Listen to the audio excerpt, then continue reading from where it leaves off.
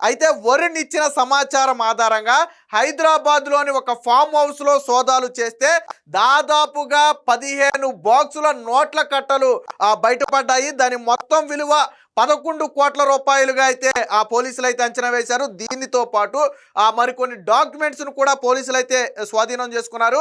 ఇది వరుణ్ ఇచ్చినటువంటి సమాచారం మేరకే రైడ్ చేసినట్టు చెప్తున్నారు. వాస్తవానికి ఈ బాక్సులను ఆ ఫామ్ హౌస్ లో దాచే సమయంలో ఈ మొత్తం కూడా ఏదో కంపెనీకి సంబంధించిన ఫైల్స్ అని చెప్పి దాచారు. మొత్తాన్ని కూడా సీల్ చేసి దాచారని చెప్పి చెప్తున్నారు. బట్ వాటన్నిటిని ఓపెన్ చేస్తే తెలిసింది ఏంటంటే మొత్తం కూడా నోట్ల కట్టలు. మీరు ఇక్కడ ఈ ఫోటో చూడొచ్చు ఒకసారి, రైడ్ చేసిన అధికారులు. సో ఇక్కడ చూడొచ్చు ఈ నోట్లు ఇవన్నీ కూడా 500 రూపాయల నోట్ల కట్టలు. దీంతో పాటు కొన్ని ఫైల్స్ కూడా అయితే స్వాధీనం చేసుకున్నారు. ఇది నిన్న రాజు కసిరెడ్డి కీలక అనుచరుడుగా ఉన్నటువంటి వరుణ్ ఇచ్చిన సమాచారం మేరకే పోలీసులు అయితే ఈ రోజు ఉదయమే రైడ్ చేయడం జరిగింది. ఎప్పుడైతే ఈ డబ్బులు దొరికాయనే వార్త బయటకు వచ్చిందో వైసీపీ శిబిరంలో కలవరపాటు మొదలైంది.